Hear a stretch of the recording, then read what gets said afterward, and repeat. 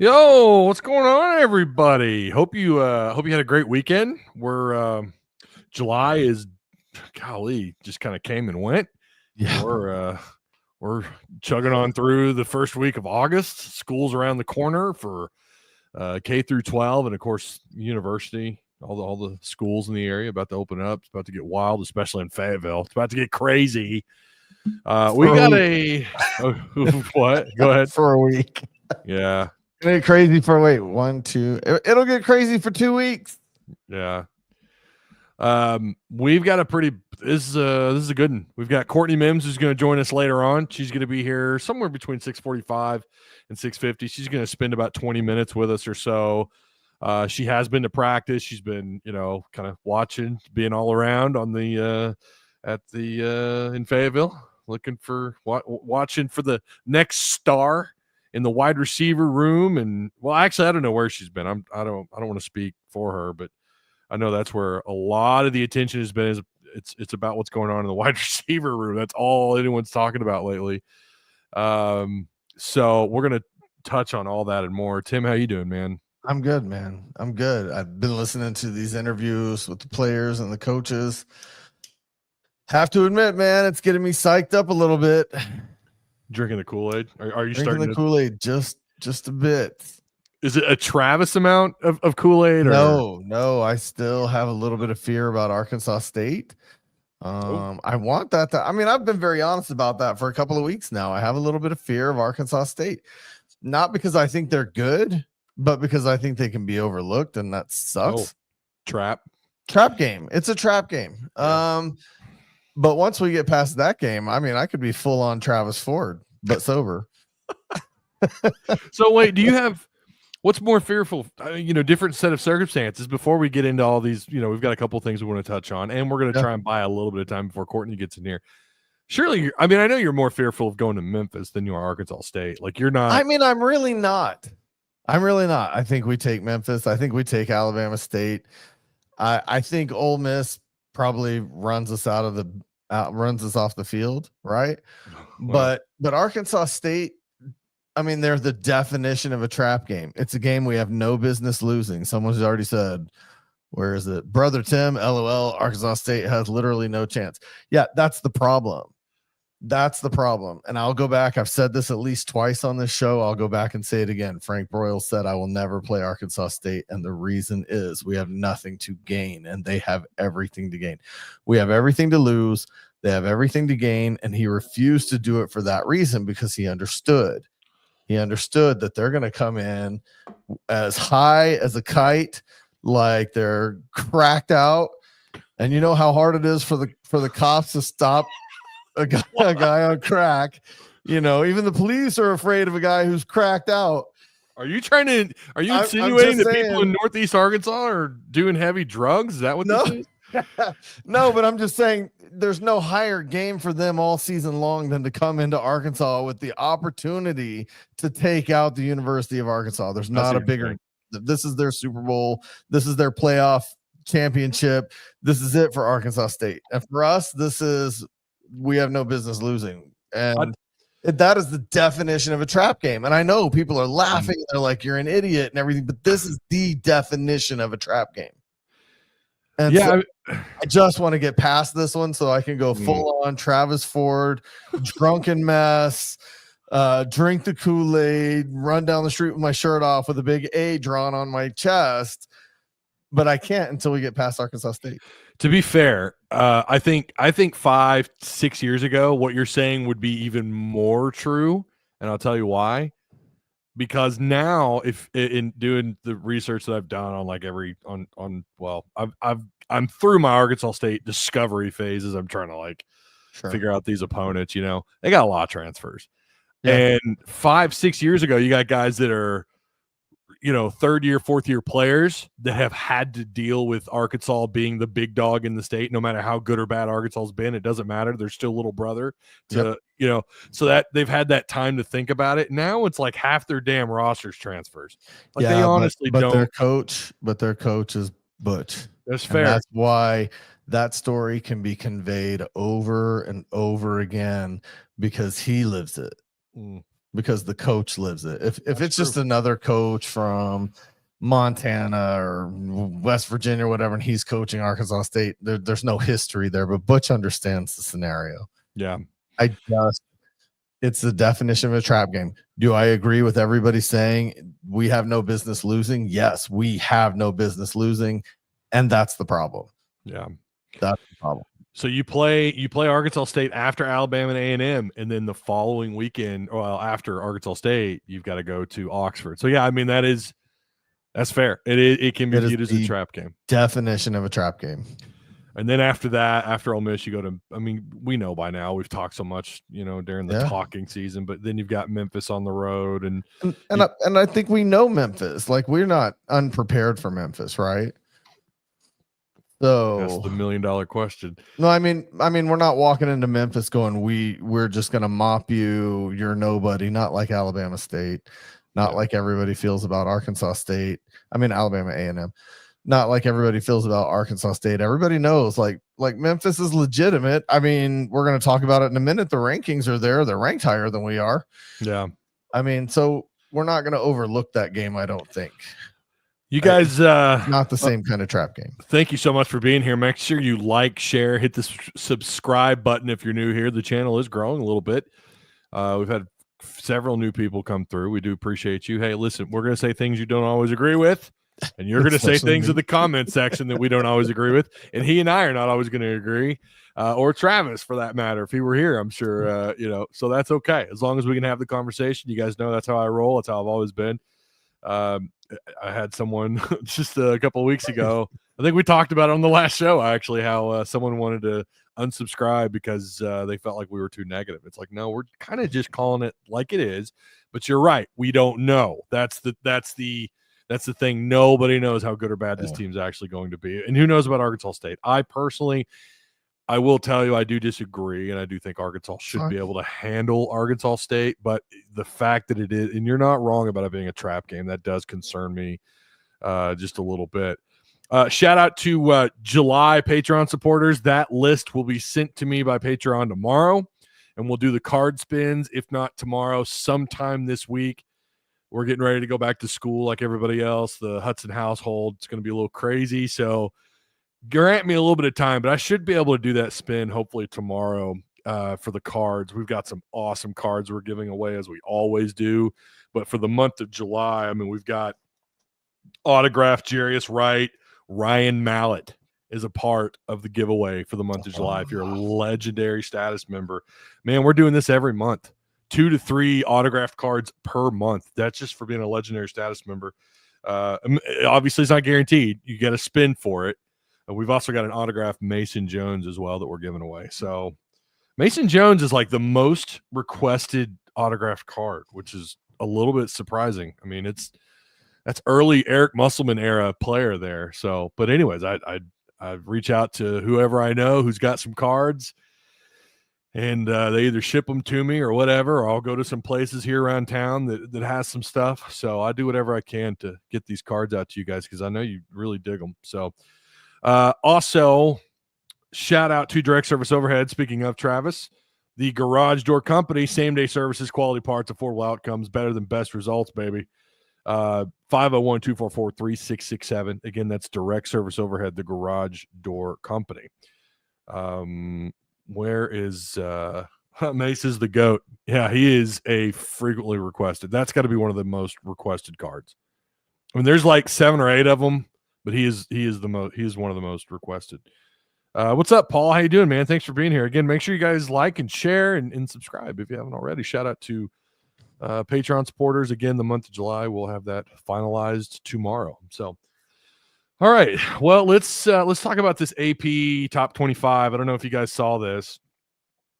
If I can pull that up on my image file here, give me a second. Pictures, screenshots. I know you're on here. There you go. Boom. All right. There it is. There's our AP top 25. And yeah, you want to count how many SEC teams are on there, and then you got to do the next thing. How many of these teams, not just the SEC ones, is Arkansas playing this year? It's kind of absurd. Yeah. Yeah. So I see 9. Am I miscounting? That's right. It's 9. I see 9, and we play Texas. We play Notre Dame. Yep. 2 top 5 teams. I mean, that alone used to be considered a crazy schedule, just playing those two. And now it's like Miss is in the top 15. LSU's in the top 10. I mean, Lord Tennessee's number 18. A&M at 21. Jeez. It's kind of surreal when you actually see it on screen. It's kind of like, wow, what the heck? What's going on here? Yeah. Not really surprising, but this is the coaches poll, not the AP. But man. Oh, did I say AP? Yeah, you did. It's no my deal. bad. My bad. Yeah, AP's next. It's not like they're going to be wildly different. Yeah. Hey, we got Courtney Mims with us. Courtney. Hey, sorry, y'all. I've just been working, getting stuff uploaded from fall camp. I wonder if my phone will cooperate with me on this little room I have here. But how are you guys? Oh, not cooperating. It is not cooperating with you. We're doing good. I'm doing good. Good. Monday, yeah, it's a Monday, Monday blues, but don't worry. That's what we're here for. Yeah, exactly. So we were just talking about the AP top, God, I did it again. The coaches poll. The AP will be next Monday. Coaches is today. We were just talking about this. 9 teams, 9 SEC teams in this bad boy. What'd you think of this, Courtney? What I think of it? Well, I think they are definitely hyping up the SEC. I almost want to say it's a little bit of overhype. I know that's kind of crazy, but I'm like, hey guys, like let's calm down just a little bit. Let's calm down, all right? We saw how that went we saw how that went with overhyping the SEC last year a little bit. And so I hate the coaches poll, y'all. Can I just be honest? Can I just tell you? Can I tell you exactly what happens with the coaches poll every single week? The coaches don't even vote on it. I'm going to tell you guys this. We're going to get spicy, Courtney, here tonight. Hey! The coaches don't even vote on it. Guess who votes on it? The SID, the main SID. Of course. I was going to say it's probably Kyle. No, it 100% is Kyle. And he's not going to come on here and be like, oh, Courtney's lying. No, that's who votes on it. Like, it's a joke around the SEC and a joke around college football that the coaches don't submit their poll, right? And so it's a joke that, they don't even know. Like, here's the funny thing. It's like the other coaches, I'm going to be totally honest with you. The other coaches in the league have no idea what's going on with like Arkansas right now. They have no idea they are focusing on their own team. Like, literally Clark Lee at Vanderbilt is not like, ooh, Florida, how are they doing with DJ Lagway? No, he's focusing on getting his team ready for the upcoming season and the opponent at hand, in week 1. Right. And so he's not even looking into these other teams until he faces, until they will face them. Right. Same thing with Sam Pittman. I mean, Sam Pittman's not reading up on, Texas right now. He will when the week that they play them, but he does not care about what Texas is doing right now. And so genuinely, guys, I'm gonna be nice to the people who are watching this. You at home right now probably know more than these SEC coaches about other SEC teams. I'm going to say that because they are focusing, and rightfully so, they are focusing getting their team ready for the upcoming season. And you guys are probably reading up on every other team and reading up on who. Eric Musselman's Ghost, I love you too. That's such the greatest username. I love saying that. But like, I'm just telling you the truth. So honestly, take the coaches poll and you can throw it out the window a little bit. And you can just say, woo, that's whatever. The AP poll, however, I will say, with all the writers and everybody who votes on that, I feel like that's a little bit more trustworthy just because of the people who are voting in that do genuinely have a knowledge of most of college football. But honestly, if you look at the AP poll, do you expect it to be different in the top 15? Probably not much. Probably not much because your SIDs who are voting on this coaches poll are genuinely know, okay, these are who we think are the top 15. And you're not going to know much preseason, right? Like Right. that's the other thing, right? You're going to rank the obvious choices. Yeah. That's how I feel about it. So maybe which I wouldn't put 9 SEC teams in there, but that's just me. That's just which me. there's a preseason magazine that used to do, and I think they still do it. It's either Athlon or Lindy's, where they do the random head coach says this about another team, you know? Yes. Yes. What I'm hearing from you is that they're probably full of shit. Is What? That SE? Yes. whatever that coach is saying, right? Listen, my dad has coached for a very long time, not in college football, in college basketball, has coached for a very long time. And when I tell you, he is not calling into a magazine and be like, I got to tell you about this team. I got to tell you about this coach. They do not care. They do not care. I'm going to put it out there. They do not care about what you are doing. Now, if coaches have a beef towards each other or something like that, okay, maybe there's some motivation.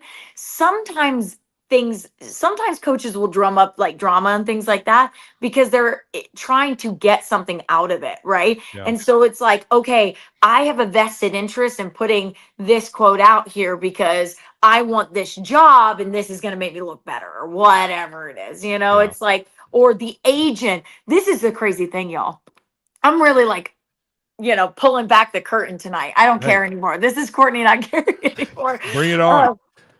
Sometimes agents of coaches will straight up write quotes for them because they know that if I put this quote out there by my client, this coach, it could help them get to here or this job or this job or this job, right? Sure, It's saying like the right thing.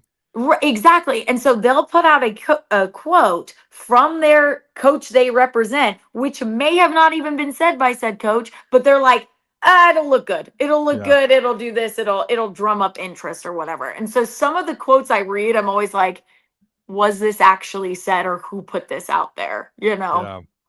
Well, let me ask you this. In that coaches poll, the top 25, pick one team. I mean, I realize like I only focus on Arkansas's opponents, really. But if there's one team in there, you're like, whoa, way overhyped. I realize it's the coaches poll, but if there's one team, that the AP and the coaches are in agreement on, who is it that you think is way overrated? I'm mad about Florida being ranked 17th. I'm going to be totally honest with you. Too high or too low? I feel like they're too high. Okay. And this is personally for me, just personally, I get it. DJ Lagway is going to be a generational talent, but they do have Billy Napier still coaching their team. And you're going to ask me, Courtney, but like, look how they ended the season last year. Yeah, it was so great. I understand everybody's argument. I understand everybody. Hey, they did so well. That's why. Guys, they still have a head coach I don't believe any of the fan base trusts. I don't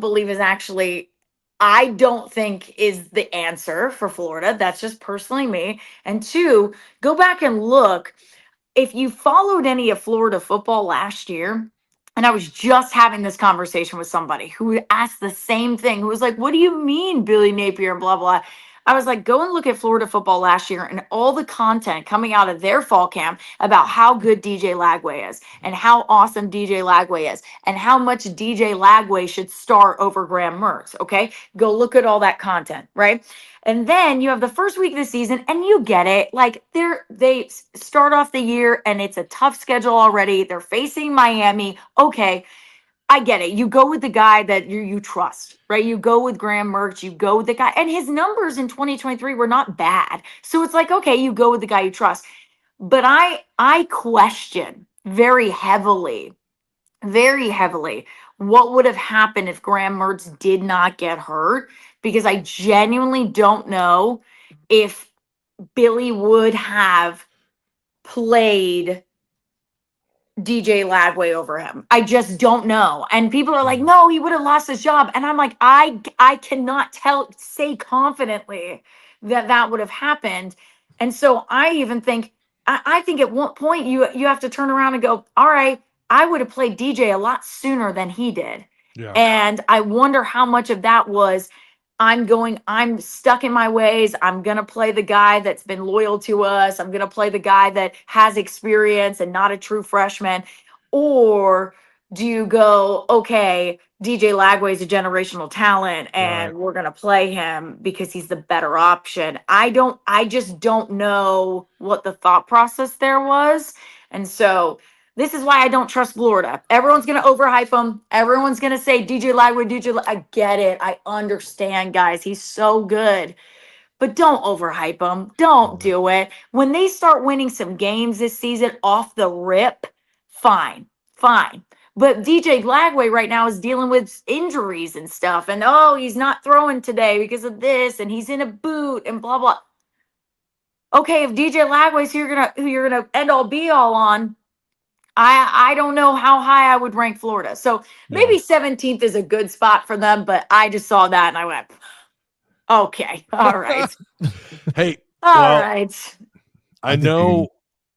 Oh, go ahead. Go ahead. I was gonna say I think you can make a case for anybody outside the top 10. Yeah, I was gonna say Illinois. As far as overhyped, Illinois, Indiana, Illinois. Texas Tech, Arkansas beat. Come on. Yeah. I mean, I sneakily like Texas Tech's team though. I sneakily like Texas Tech's team, and I really like their head coach, and so I sneakily was like, all right, I'll leave him there. He's got the roster that it's the best that oil money can buy. So I mean, Tech's in pretty good shape.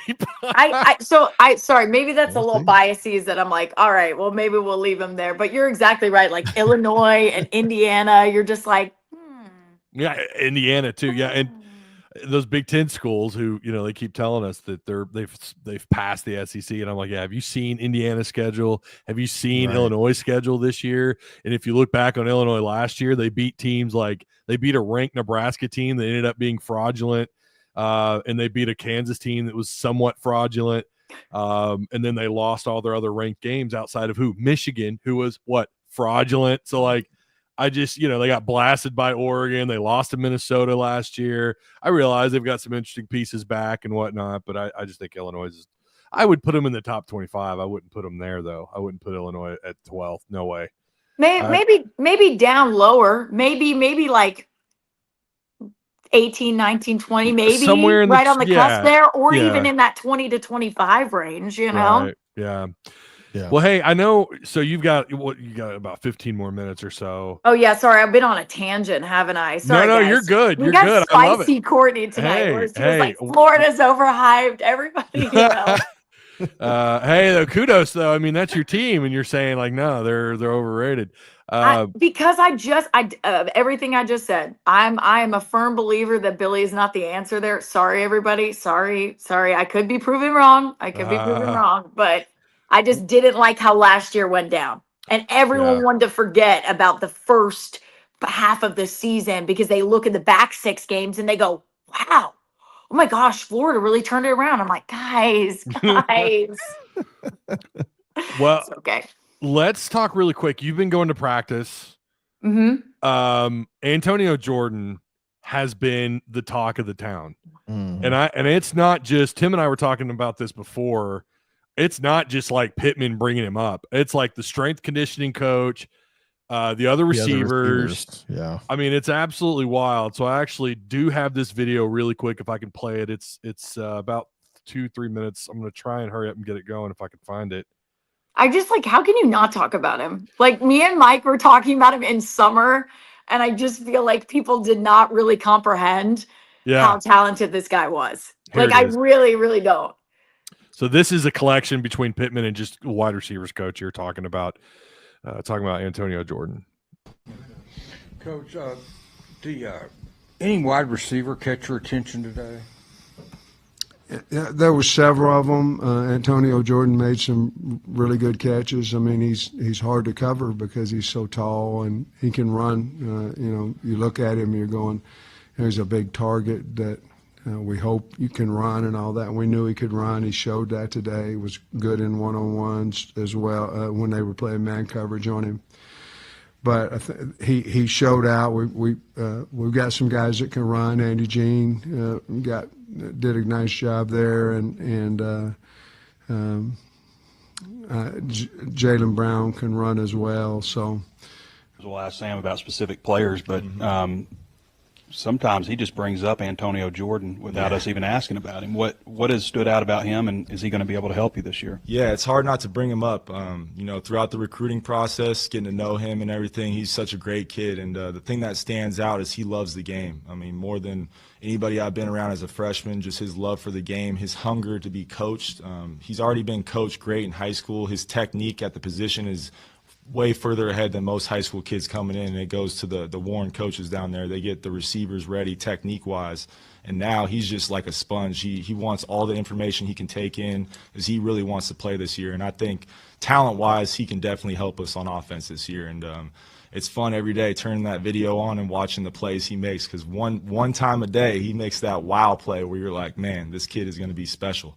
So right now it's just helping him not feel all the pressure of the whole playbook and getting him the packages that he needs to learn and take those steps to slowly build within this offense, because he's going to be a special player. It's just a matter of time. What's next for Antonio Jordan? Like, what are the next steps?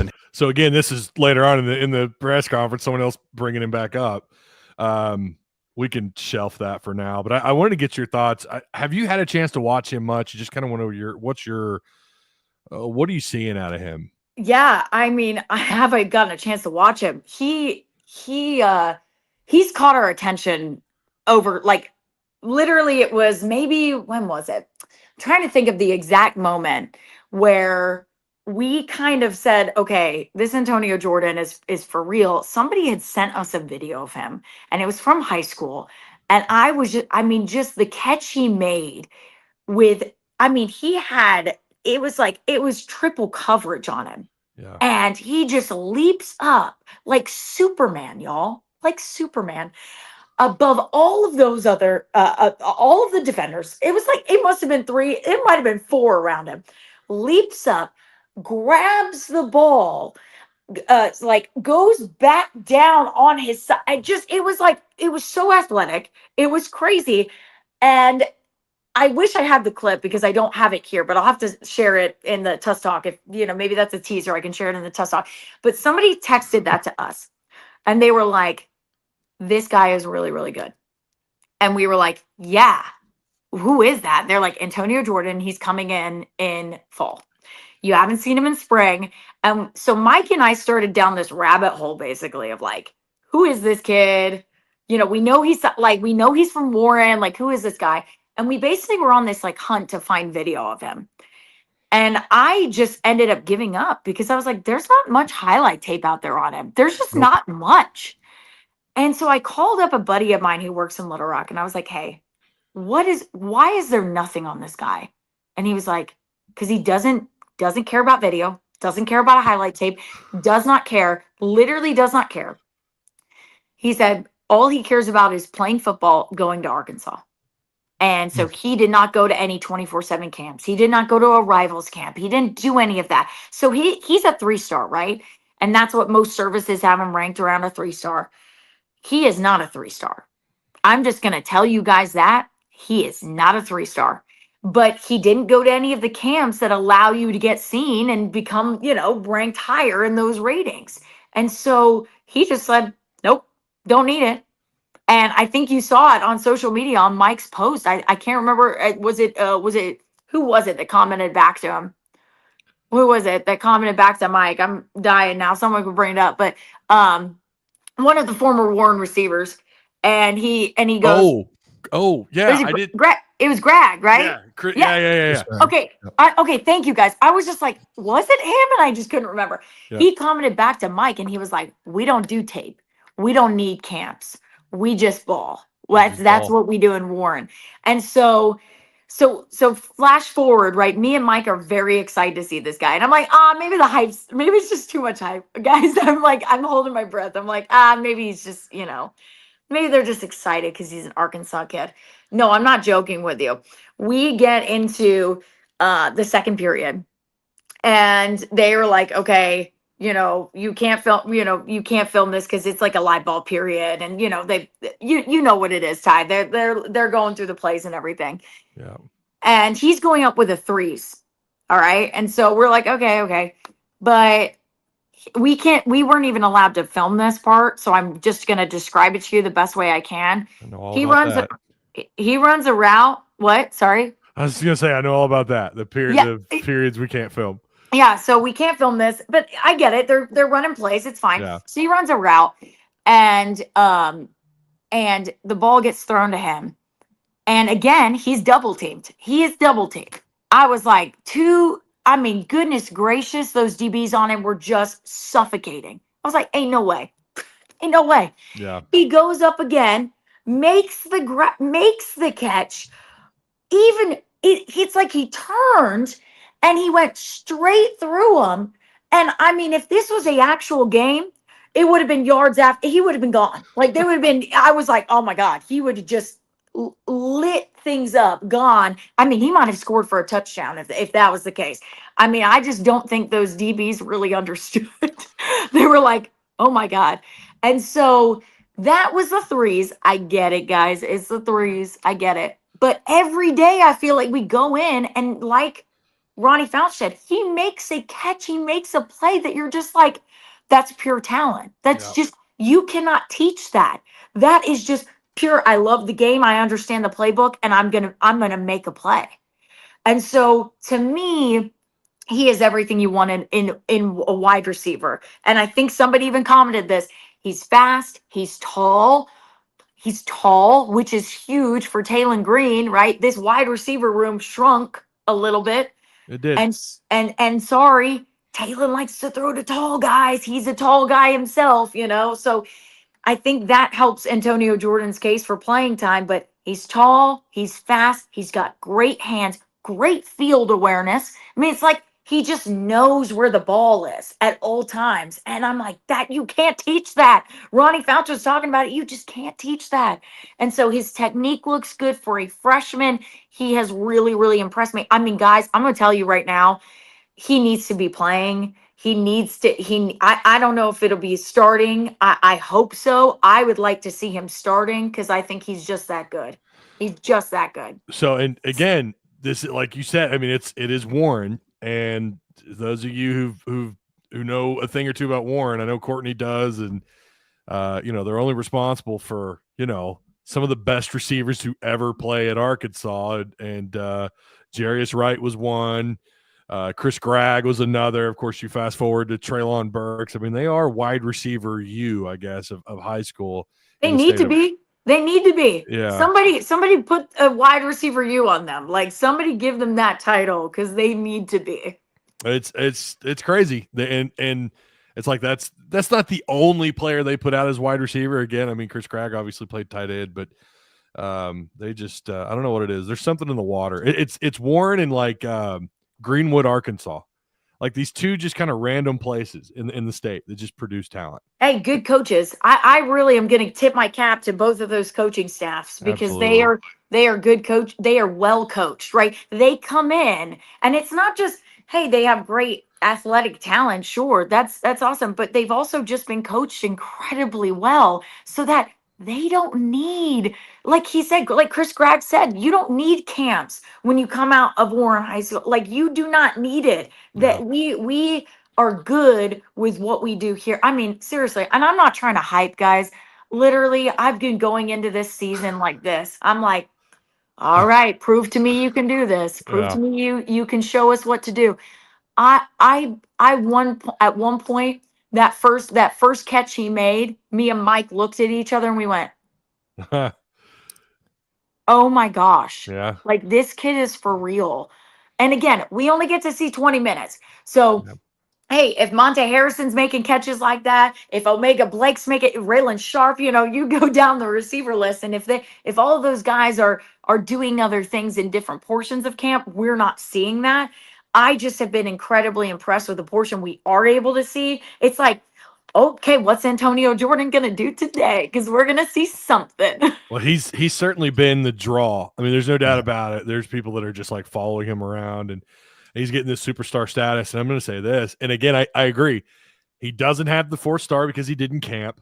He didn't go to, any of the big camps or anything, any of the big recruiting camps. He didn't go to junior days, as far as I know. Nope. No, he Um, didn't do anything. Anything.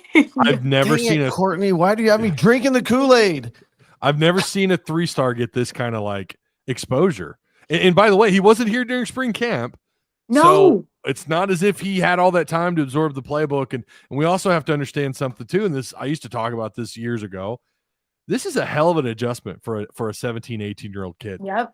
You know, and so to not be here during spring camp, to have to come up here, move away, and Warren's not super far away, I get it, but you know, moving away from home, trying to acclimate to this life, and then also you're already like you've got cameras following you everywhere. Well, you know, the media is certainly following him. It's not like, you know, he but has a group around him every day. Like it's like Wow. they literally flock to him. And I honestly, I kind of feel bad for some of the other receivers because they're really, I mean, there's some talented receivers that they have as well too. I love Omega Blake. I think he's really going to step up for them this year, and especially with Ishmael going down or Ismail, Yeah. sorry, CC going CC. down.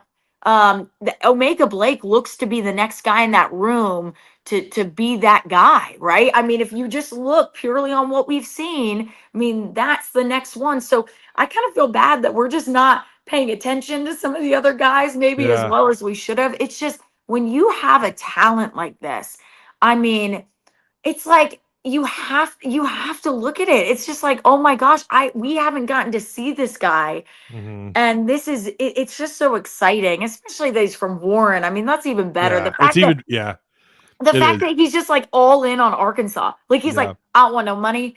I don't want you. Ole Miss can come at me. Like I really feel like this is a guy that truly he could get offered a lot of money after this season to go somewhere else, and he's gonna go, nope, want to be here. Wow. I hope that's the case. I hope so that's too. the case. Especially after the Traylon Burks video, the Hogs Plus video that he did a while back, where he talked about how he almost ended up at Clemson.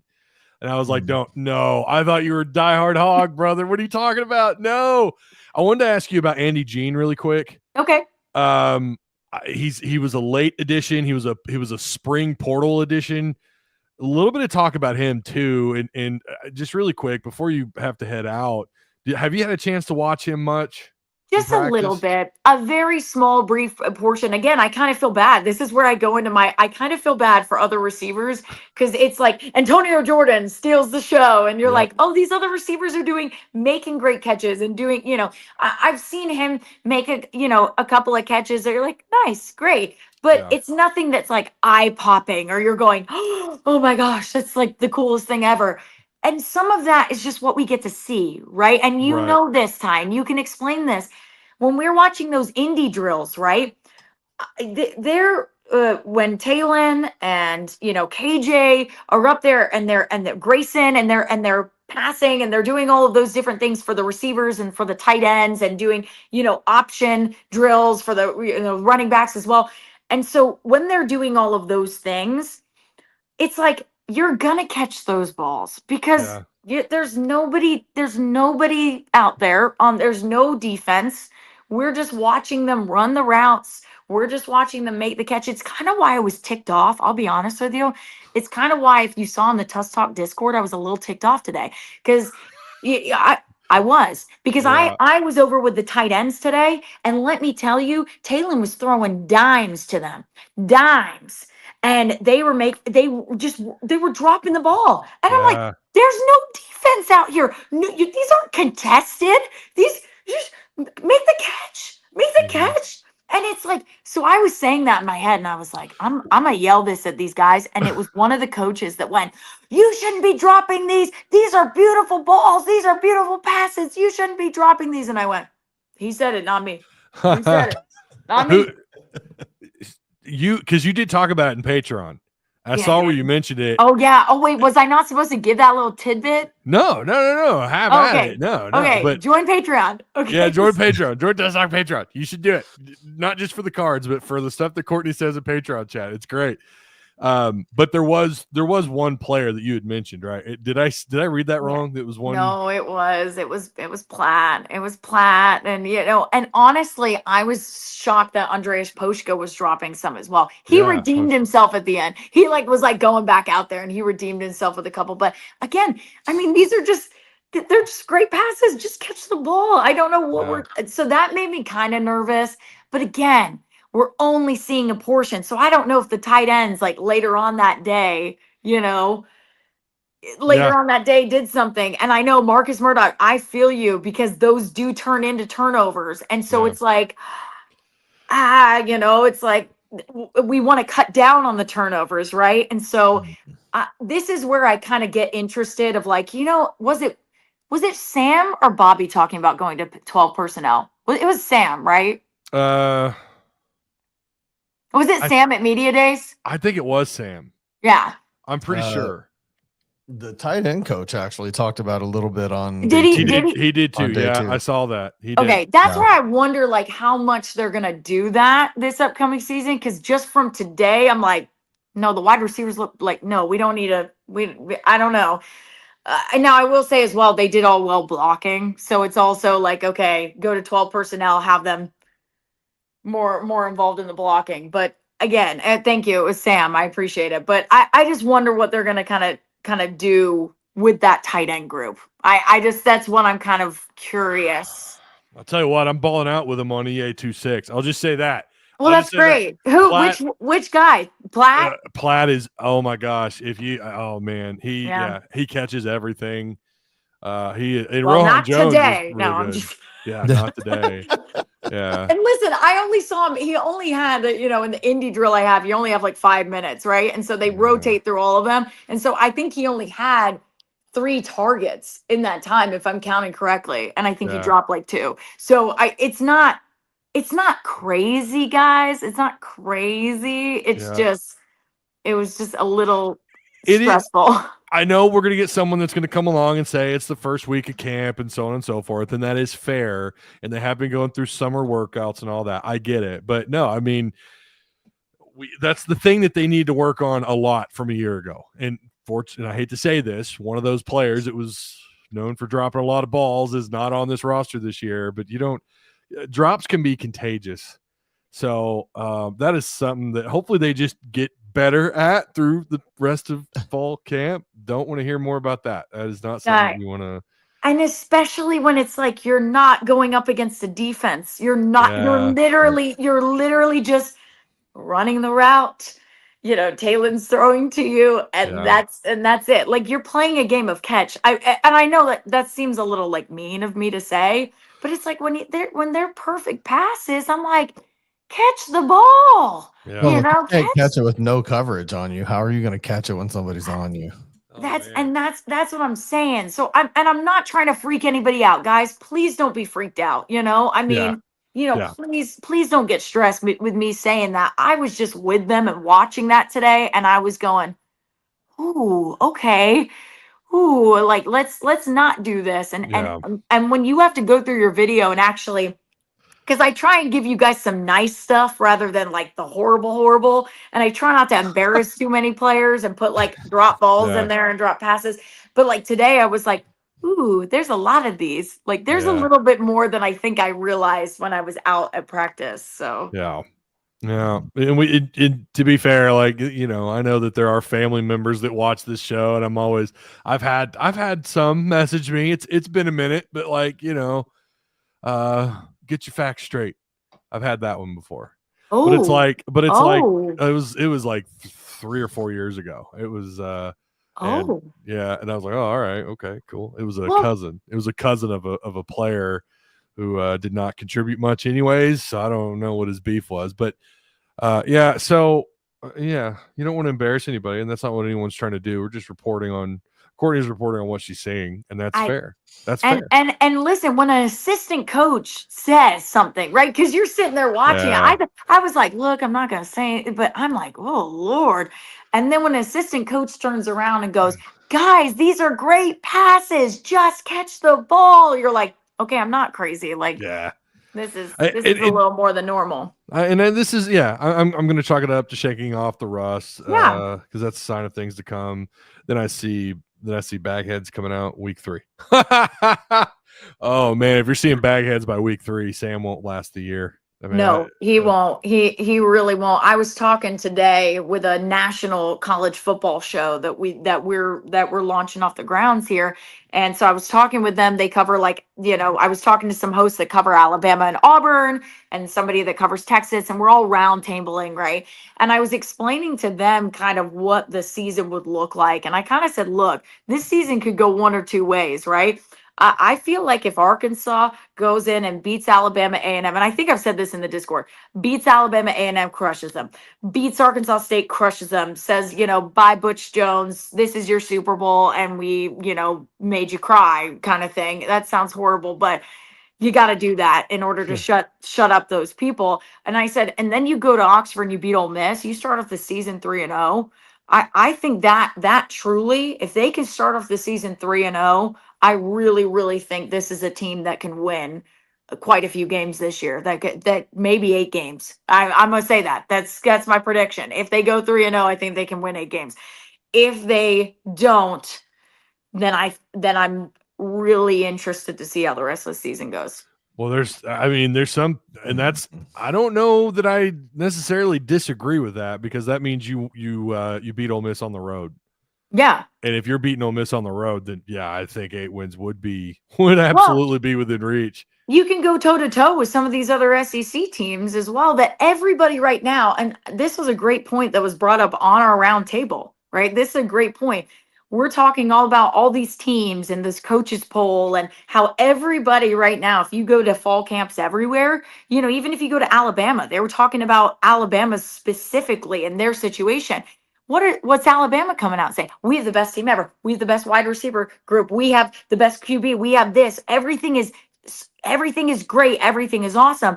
And so you go down the entire league and you're like, well, everybody can't be great. Somebody's got to lose every week, right? Somebody's got to lose. And so I think that's kind of my intriguing part, right, of how this will go, is that I think Arkansas does have talent. Mhm. I think they will be better than people believe they are right now.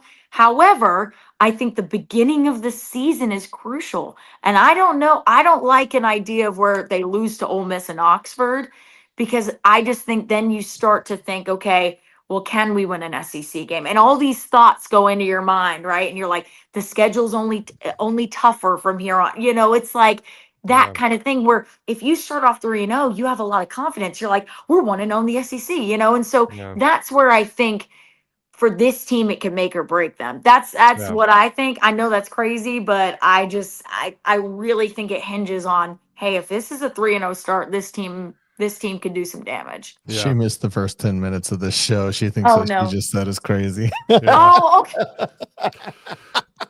Well, no, I mean, No, it's listen. just I'm funny done. because I said earlier, I was like, man, the problem is that Arkansas State is such a trap game for us. Yeah. And so I think But that if might you- be a little but- crazier than Ole Miss, because if you Right. lose to Arkansas State, you're done for the You're season. done. You're You're just done. No, and I would pack it up, send it back, send it home. Yeah. This Well- is not a Coach Cal situation where you can, start really bad in the SEC and Yeah. still make the tournament. No, this is Right. you're So, done. I let mean, me- I would be shocked if Sam Pittman wasn't fired if they lost to Arkansas State. Let me Agreed. clear this up. Marcus Murdoch is not paying attention to what we said.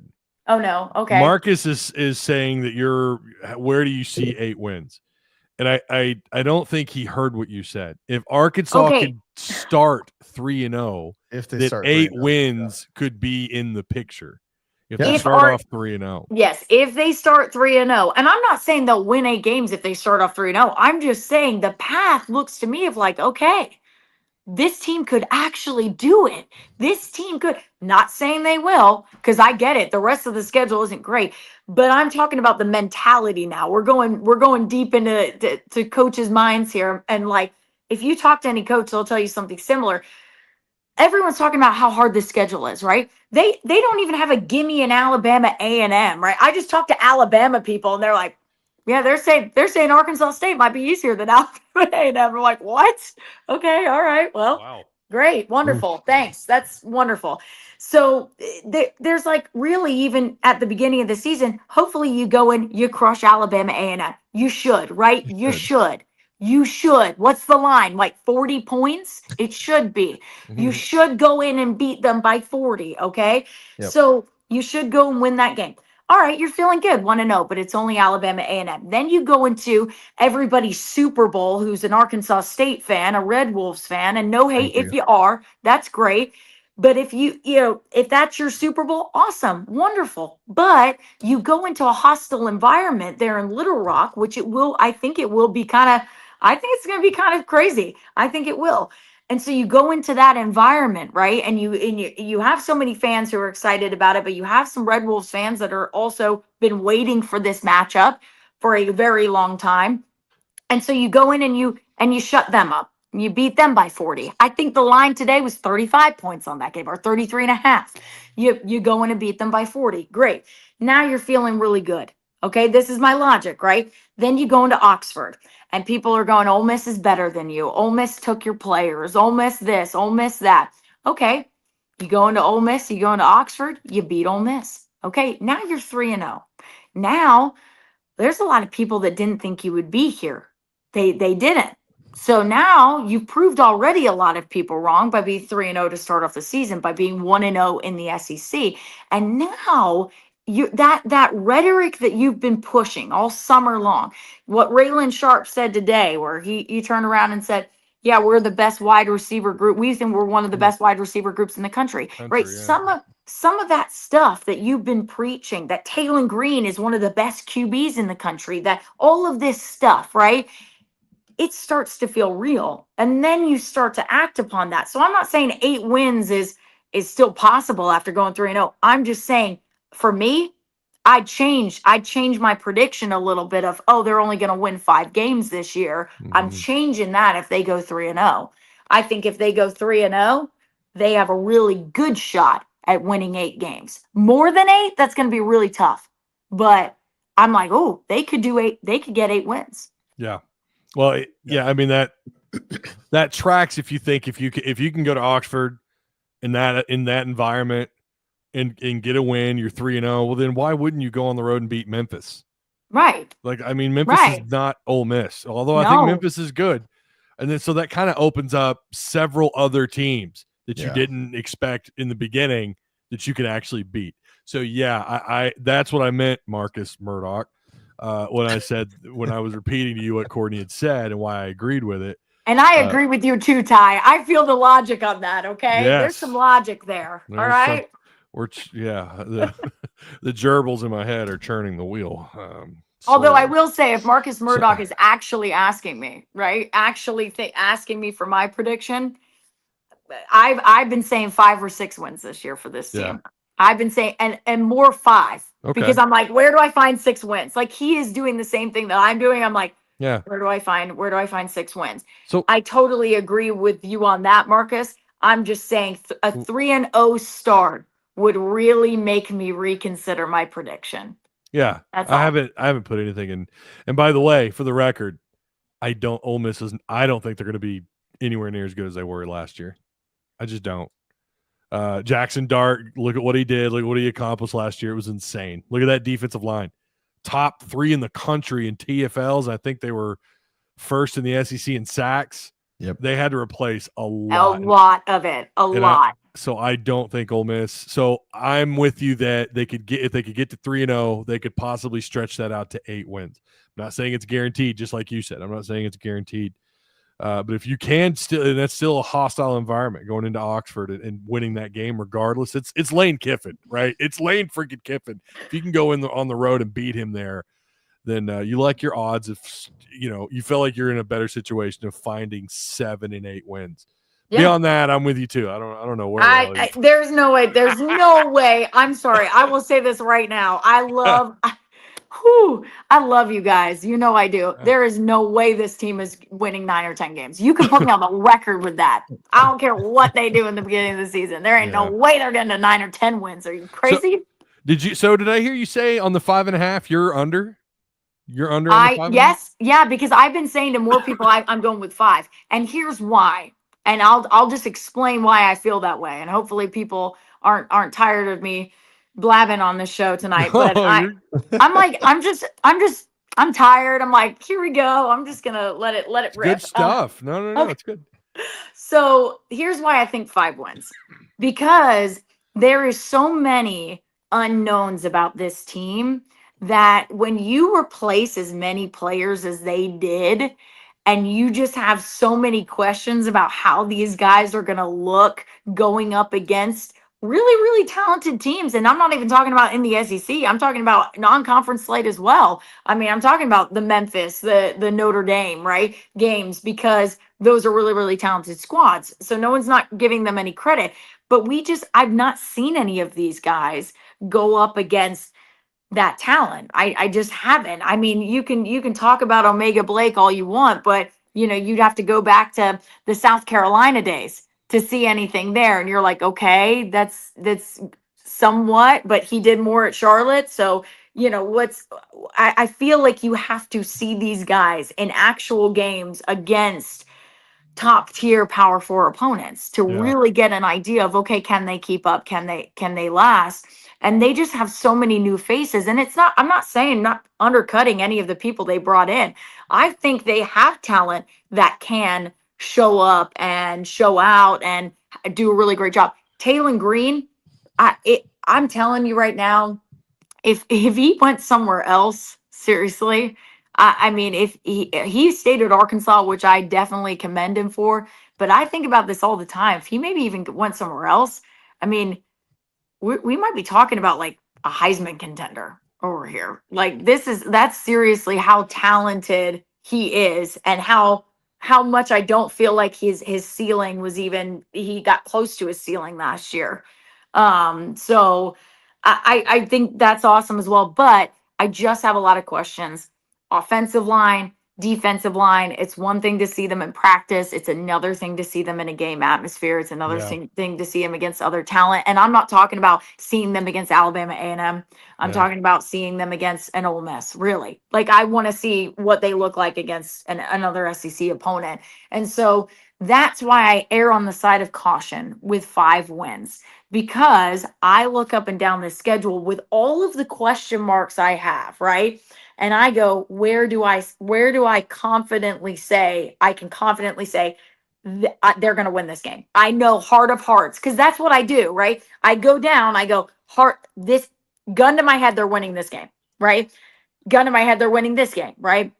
And so that's what I'll do. And so for me, it was 5. When I went down, I was like, because otherwise I come up with reasons. I'm like, no, maybe this or this or this will happen. And so that's why I say 5. It's a conservative estimate of how many wins. I So haven't, yeah, and you and like a lot of people, and it's not a crazy take for 5. It's not. I mean, it sounds pretty grounded. I'm waiting, Courtney, until the end of fall camp. I'm just waiting.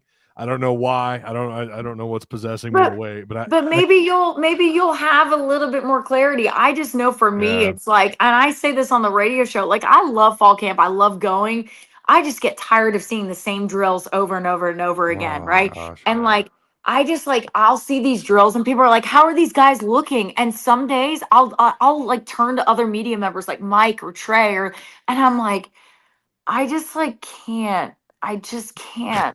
Yeah. I'm not going to tell you anything that you won't already know just by looking at the video. You know what I mean? It's Mhm. just, I don't Yeah. know. So for me, it's one of those things that's just, it's tough. And by the way, I almost played a video. There's a guy on TikTok. He's got a pretty big following. I don't know if he's like a former coach or collegiate player, but he had a video where he was talking about Taylor Green, and he has. I mean, this dude, again, large following. Don't know who he is. I need to find it. Yeah. But he said that he had Green in the first round. Yes. Yes. But I'm serious. I've like talked to scouts about this and they're like, no joke, Courtney. And Marcus makes a great point. This is my point, right? It was awesome he stayed at Arkansas, right? Yeah. But imagine putting him in it with an offensive line like you said that can give him all the time in the world and give him a different receiving core this year, right? And I'm not saying last year wasn't good, because you had Andrew Armstrong, who was fabulous, Isaac Tesla, who was great. I'm just saying Taylor needed the time, right? Taylor needed a better offensive line to help him out a little bit with last year. And to get him to the level he needed. He was also, which I thought was crazy, that that got dropped casually by Ben Souders on last Thursday. Oh, by the way, he was playing hurt for like 9 games, and Yeah. there were games he shouldn't have even played. Yeah. That was crazy. Yeah. That was crazy. Like that was just so casual, and I went, what? And he still ran. I mean, he had 600 yards rushing last year. Like, But that's what I'm saying. So if you have a guy who's not 100% healthy, and I'm not even saying like not 100% healthy, like Taylor was like 90%, like the way they were talking, they were saying he was like maybe 60, 70% some games. Can you imagine having a fully healthy Taylor Green and what he would be able to accomplish? And that to me was why I said maybe if he went to a different school, it'd be different, because maybe he wouldn't have gotten hurt had he had just better protection and all of these things. And I just don't know. I can't confidently tell you, yes, with the new guys they put on the offensive line, they are going to be so much better. They are bigger. I love that. They are bigger. I can tell you that. The second thing too is, we're watching them in drills, and I like how hard they play. I think Shaq with his mobility has gotten better, shedding that weight. yeah, he I was lost worried. weight. Yeah. I was worried about him. The biggest thing for an offensive lineman is mobility, right? Not just being big and being a force. It's being able to move your body and get out of that stance, right? That was something I saw in spring. He's gotten better at that. So again, I'm just saying, Taylor Green, he's going to be much improved, but it also depends on who's around him. Yeah. And if he don't have a guy to throw to, and I'm not saying that's the case. I'm just saying, we don't know. Yeah. We don't know. There's questions to be answered. So that's why I go conservative on five wins. Well, again, it is what most people are saying. It's a good, safe place until we see more of them. Yeah. Until we get, at least 3 games under our belt. Ole Miss, Arkansas State could tell you something depending on how Arkansas approaches that game and how seriously they take it. I mean, you can't overlook these guys, to Tim's point. But Ole Miss is obviously going to be the game that tells us everything. It's going to tell us everything. It is gonna tell us a whole lot about this team, and whether everything of what they were saying is true, that we are being overlooked, all of this stuff. I want to believe that. I do. It's just hard. It's so hard to go into fall camp and go, okay, you're exactly right. This team's awesome, right? Because everybody else in the country is doing that right now. Yeah. I mean, I'm walking into, oh, thank you. Guys. What's your favorite jelly? Well, I mean, obviously crunchy or smooth peanut butter. This is why she comes back on. That's so sweet. Thank you. You're gonna get gold out of her. She spits it, man. She does a great job. Honestly, I'm so tired, so I'm sorry if that was just like a bunch of blah blah blah, I felt very passionate. I wanted to tell people how I felt, and No, it was great. It was great. Thanks. I appreciate y'all. And my favorite jelly is strawberry jelly. Is that weird? No, mine's raspberry. Oh, raspberry's good too. I love raspberry. That's my jam. Yeah. It's a good jam. I really, this is going to come off stupid, but I don't eat peanut butter and jelly. I eat peanut butter and honey.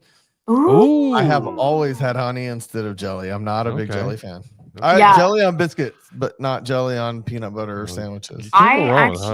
I love peanut butter and honey. I'm not joking with you. I'll toast some bread in the morning, put peanut butter on it, and drizzle honey over it. It's the best thing in the world. So I love honey. That's a great take right there. Great take. Great take. Well, I think you got to run, or do you? Oh yeah. Oh, got it. 7:38. I've been talking. I was gonna say I didn't know if I wanted to say that. Got excited. So I don't want you to think I'm running you off, but I'm sitting here going, she's gonna get in trouble. I don't know if she's. Yeah, my fiance has texted me a few times letting me know dinner is being ready, but it's fine. It's fine. Send him the link and just say, you know what? Just Hey, watch. you Jeff, know, it'll be Just okay. watch the show. I mean, he probably is watching, and he's probably just like, "Dang it, can we Doing just the like?" eye roll. I get it. Taylor Green's good. I get it, Courtney. Come on, Well, It's if fine. you want to stick around for this bit, I've got a question that I was going to ask the panel here in Okay. chat Okay. as well, but you got to give me a minute because I have this typed out. I had this. It's a typed out question. It is. I'm going old school. I used to do a lot of scripts. I used to make a lot of scripts for the lives and edited content. Haven't done that in a while. I did that for this one. Oh, okay. all right. Okay. All right, Okay. here we go. All right. You ready? Okay. Okay. All right. Okay. Assuming Sam Pittman survives 2025, which coach is on position coach is on the hot seat more, or maybe neither of them? And we could start with Tim and then let Courtney finish it out, or whatever you guys want to do. So Yeah. here we go. Let me make my case.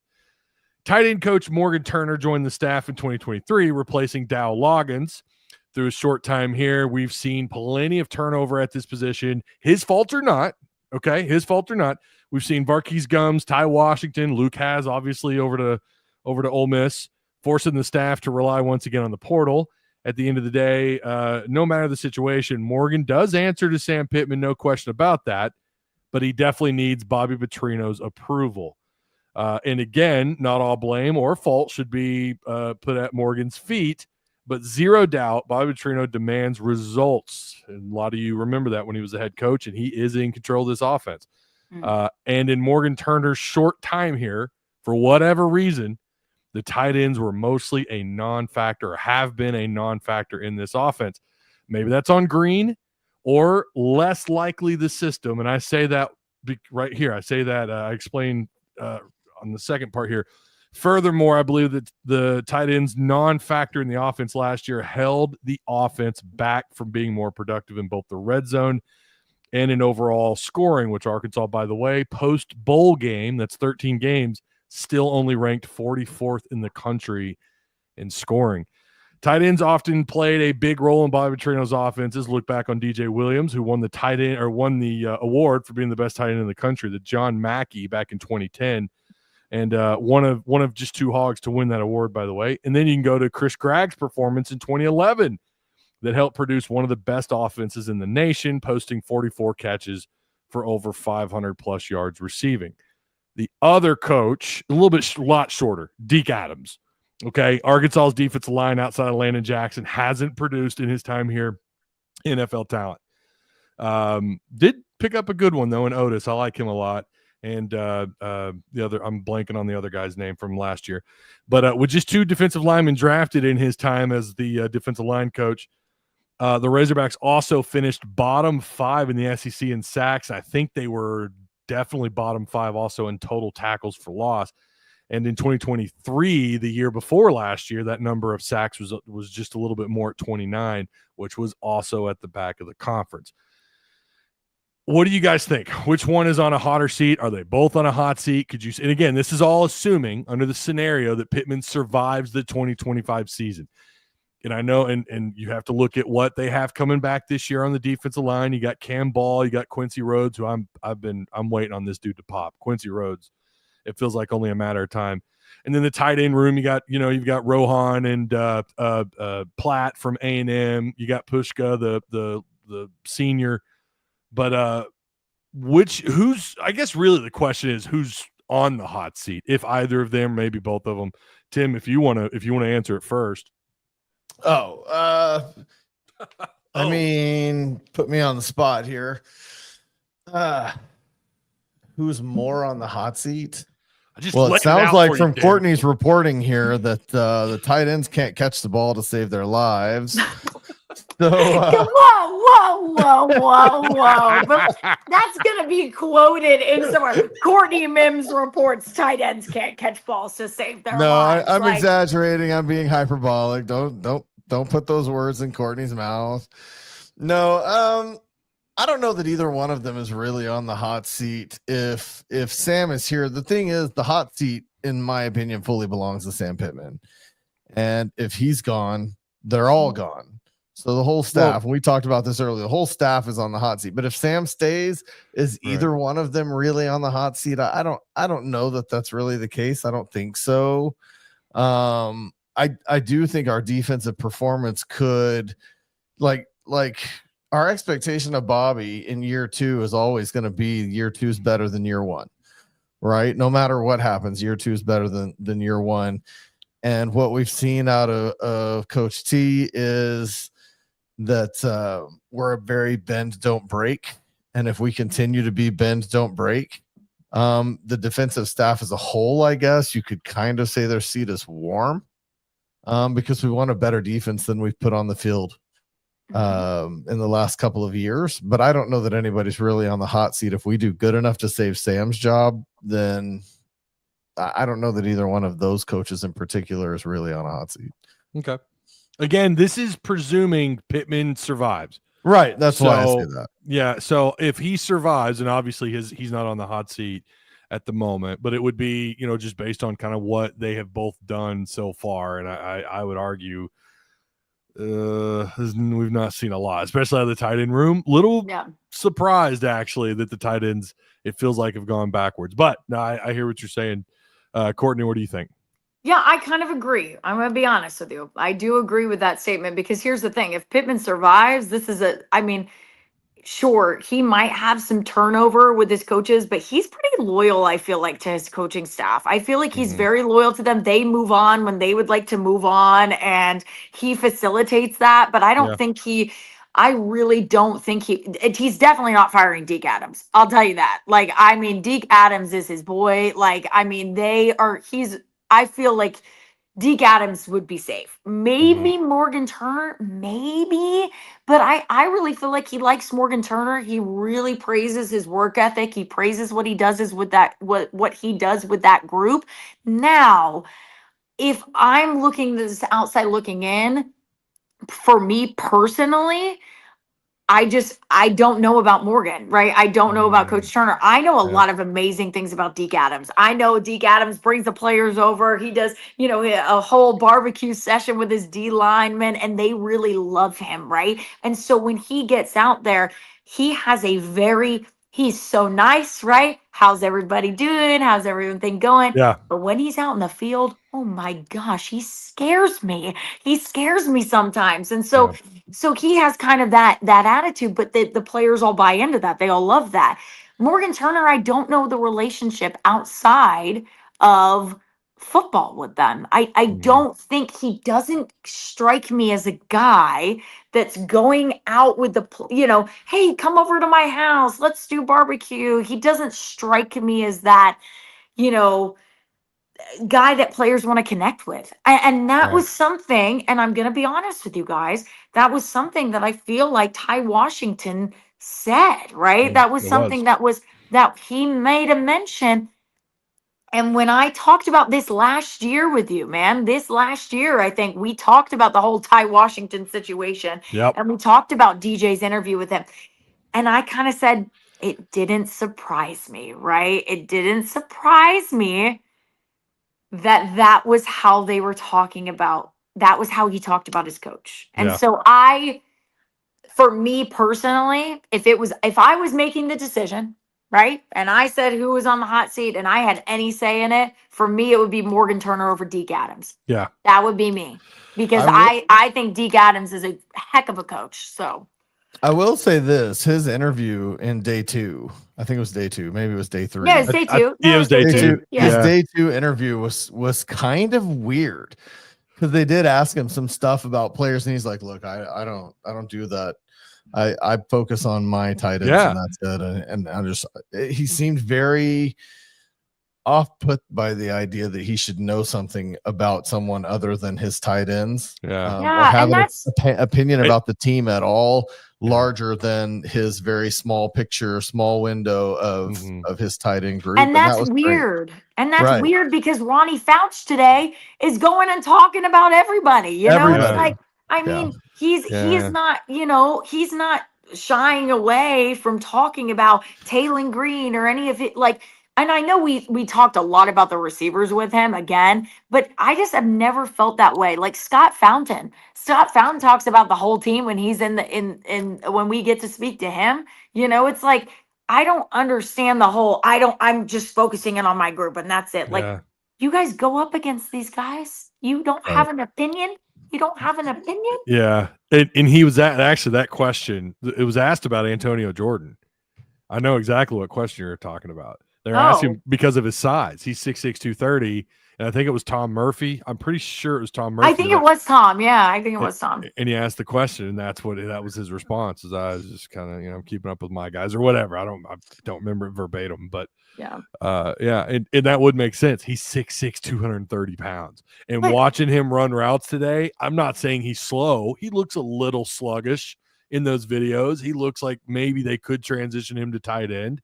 He'd be a hell of a one-on-one matchup lined up anywhere, whether it be wide receiver or tight end. But could you imagine that, someone like that learning to block, and being a threat in the passing game as a tight end? But yeah, I think I would agree that Pittman is a very loyal guy, and you could probably argue that might be a problem, right? Like you need to be able to make a change. I think any other coach, especially if Bobby Petrino was running things, I don't think Morgan Turner would be here after this year if just based on the field results, right? And the turnover at the position. It's just it's been wildly unstable. To be fair, so is wide receiver, but that's a little different this year. But I'd also be worried about the things that are being said about your position group coach, right? I'm not saying believe everything a disgruntled player is saying. I'm not saying that because he obviously felt slighted, and so I get that he's maybe going to say things or exaggerate things. But if one of the players in your position group is doing an interview with a local media personality and a former Arkansas tight end that is very well known, and he's saying things about you that aren't very favorable, I would be like, No. He's like the Wi-Fi. Courtney's house just got turned on. The fiance turned off the Wi-Fi. Oh no! Come to dinner.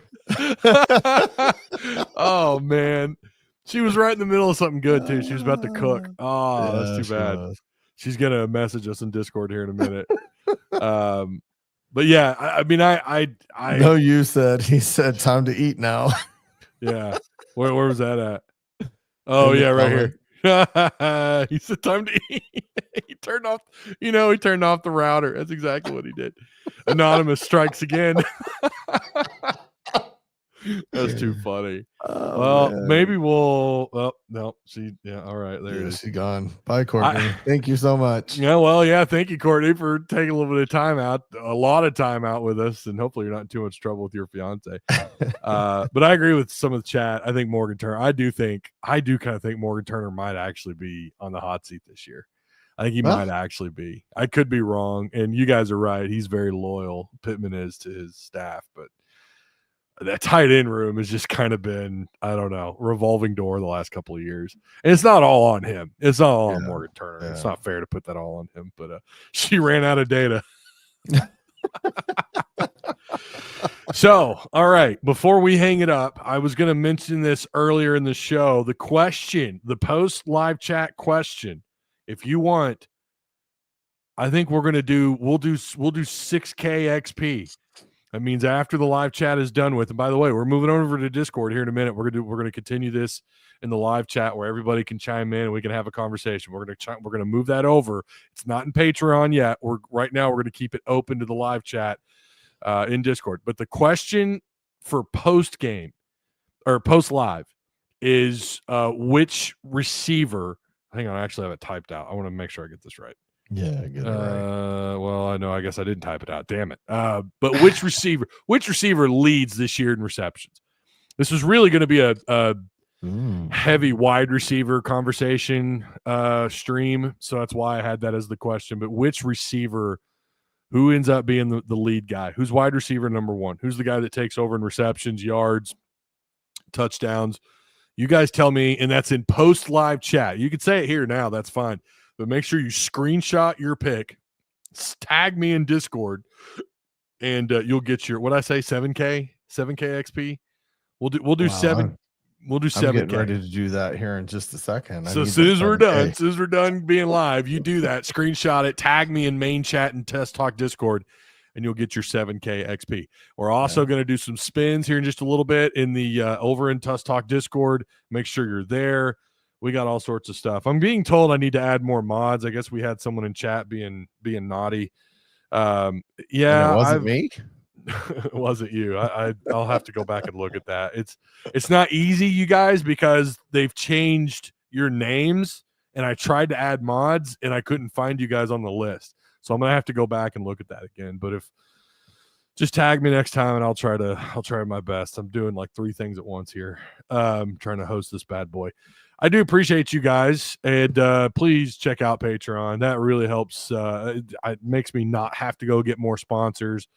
That way I don't have to do, not that it's a big deal, but not as many ad reads and all that. And it really helps the show out too. So please consider joining Tusk Talk Patreon. And you know what? If you're a $8 or $20, her phone died. She just DM'd me. That's funny.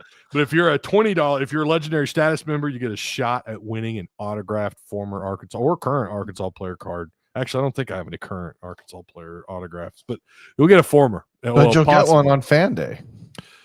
Yeah, Fan Day. Did we talk about that at the beginning or not? I don't think we did. We were really going quick. to, and then jumped right into Courtney real fast. So yeah. Well, really quick before you guys head out, let me just pop this up for you. Image. Here it is. Boom. Fan Day. They just kind of dropped this. I mean, you talk about out of nowhere. Yeah.